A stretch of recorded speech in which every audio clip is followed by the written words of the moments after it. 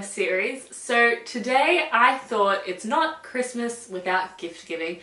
Today I wanted to go over some of the best gifts you can give that person in your life that loves travel. So this is my ultimate travel gift guide for men or women. A lot of this is tailored toward women because this is stuff I like. So I'm not here to gender shame. 2018 guys, buy what you want. So the first gift I recommend is a bit more of a high budget item. It is the GoPro. So this one is a GoPro 5. Now they go up to GoPro 7, but I didn't get that one because GoPro 7 has live streaming. So unless you're a vlogger or unless you're a social media person that needs to live stream, personally I don't think it's worth the extra money. Whereas this one I really like because it comes in the one case, it has the screen on the back, it's Wi-Fi enabled so you can control it from your phone. It is up to date. It's a big upgrade from my previous one. This one actually has audio, so look forward to some videos of that when I get to use this around my next destination. GoPro is great for any guy or girl who loves extreme activities, or even just taking this as your main travel camera is a great option as well, because it's so small and compact. You can just fit in your pocket and it can be your video camera and photo camera for your whole trip. So while it's pricey, it is value for money. So number 2 is a travel wallet. I have always had a travel wallet and I've just upgraded mine to this. My old one was a bit more like a purse and it had like categories in it so you could put all your paperwork in. But it is 2018, everything's on our phones now, so you don't really need one that big. So I got this one and it was $20, I think, $20, $15 from Typo. I'm going to put links to everything down in the description below, or I might find something that is a bit more accessible to the outside world because Australia is so remote, so I might put something on Amazon that's similar. The way this works, I like this one because it has a bit of shine on it. It's blue and swervy. You've got a little section in the back here that you can put little cards in. I put my cash in there for now. Whew. And when you open it up, it has card slots here, so you can put your credit cards in there, phone cards, a little SIM card if you are swapping your SIM for one while you're traveling, and a section up the top. So this is where I've got both of our yellow fever vaccinations and Daniel's second passport. He's a bit of a spy, multiple passports. And then this section here where you can put your passport in. It's built for one, but I like to put 2 in because I like to keep them together. But it does fit 2 in nice and neatly. And then there's a section in the back here where you put your boarding pass. Most importantly, a photo for the fur babies out there. Or the real babies, whatever you want. I'm going to Japan soon, so I have my JR rail passes that just sit in the middle there until I hand them in. Because it has the zip, everything stays secure. And it's good to keep all your essential documents together. Sometimes even good to keep a backup credit card in there in case something happens to your main wallet. So I usually don't carry this around daily with me. I carry it to the next location, I put it in the hotel safe, and everything that's important is in this. So I just have to know, I don't have to know where the passports are, I just have to know where this thing is. And because it's quite big, you generally know where it is. I love travel wallets, I've always used them, and I don't know how people travel without them. Just having my passport outside of a container makes me so nervous. So travel wallet. So if the person in your life is an avid photographer, if they're stylish and they're a photographer, but camera bags are sometimes ugly, I found this really nice satchel bag. So I got this on Etsy. It's about $100. It's made from leather, it's sturdy, has padding on the inside so you can see like your camera is protected. It has a big, found some money. I'm rich. I put my battery pack in there and that's how I make sure my camera stays charged. And then it has side pockets for things. Overall, it just looks a lot nicer than say a traditional carry-on bag. So I really like this because I feel a little bit like Indiana Jones when I'm going around traveling, particularly if you're in South America or Egypt or Africa. Put this on with some cargo pants and some hiking boots and you like look like a real active person. I don't know what you call them. Explorer, adventurer. So they do come in other colours, black as well, but I thought this was the most versatile. Also has a clip so people can't steal it easily. So, and it doesn't look like a camera bag, it just looks like a handbag. I love it. Love, love, love. If the person in your life you're shopping for is going on a holiday soon and you know where they're going, cannot recommend Lonely Planet books enough.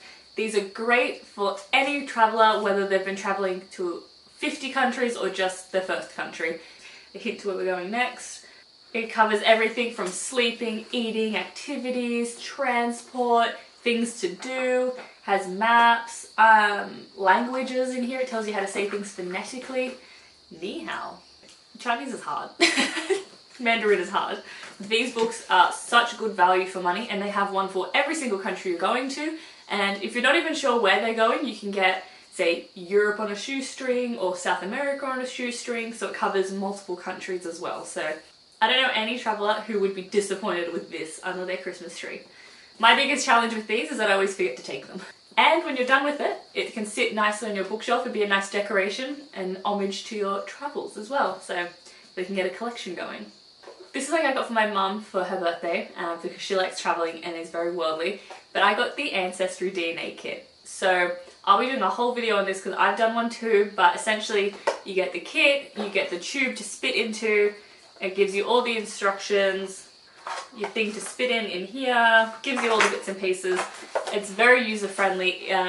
You don't have to be particularly computer savvy to know how to use it. I think everyone enjoys knowing where they came from and seeing what surprises are in their DNA, particularly travellers, so that when you do visit the place, you can appreciate it on another level. Sometimes you'll like a place more than you should and you're not sure why. Do a DNA test and you might find out that you're genetically from there and that's why you feel so at home there. I'm definitely not projecting my own emotions onto you because that definitely didn't happen to me. I will be doing a video on my own ancestry results, so stay tuned for that. Should be coming soon. It'll be as part of my Vlogmas series. So one thing that's safe to get any traveller that you don't know what to get them, decor. Everyone loves cushions and there's so many travel related cushions you can get. So I got both of these for $3 or something on eBay. They weren't expensive. And then I bought the cushion from somewhere near here. So I've just got more of a rustic compass looking thing, and then I've got the world map that's shiny. They're really good ways to decorate your house. They're travel related but not in your face travel related, and they're quite cheap and everyone always needs a good cushion anyway, so you can't really go wrong for $3. I think it looks a lot more impressive than it is as well, and they're just nice to go on top of your bed if in a bedroom or in a lounge. They're just so versatile, so it's a great gift idea. Now this next one actually featured in my sustainable travel video, but it is the Steripen. So the Steripen is the pen that you put some batteries in, and it is a light decontaminant. Is that what you call it? Decontaminated? Antibacterial light treatment. Light treatment for your water. So if you're traveling, you can always have a clean source of water because you have this on you. You can decontaminate any water you can find, so you'll never die of thirst. And also save the planet a lot because you're not buying as many plastic water bottles. It is a bit more expensive. It's sitting at about $90, so that's why it's a really good Christmas gift, because it's not the most exciting gift to buy for yourself and it's not the most exciting thing to buy. So getting it for Christmas is always a good excuse to get something that you need and that's beneficial but also a bit pricey. Any environmentalists out there or hikers or adventurers would love this little tool. And even if you're just going to a cosmopolitan restaurant and they give you tap water and you don't want to buy the $9 water for no reason, grab this, sterilize your water, save you money. And it comes in its own little carry bag. I've had this for many years and I've taken it on so many trips and it's come in handy everywhere we go, because if we're in a hotel room at night and you're thirsty and you can't drink the tap water, solved. You don't have to like run around at midnight trying to find a bottle of water. So last but not least is the one behind me. Ta-da! My scratch map.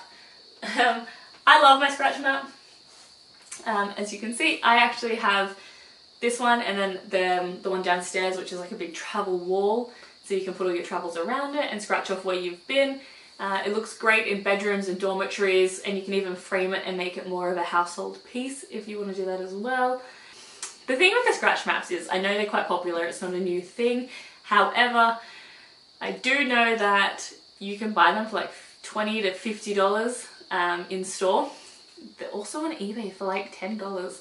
links below, guys. They're not expensive. If you think of the materials to make it, it's not that hard. Once again, I don't know any traveler that wouldn't be unhappy having that and getting to scratch off everywhere they've been.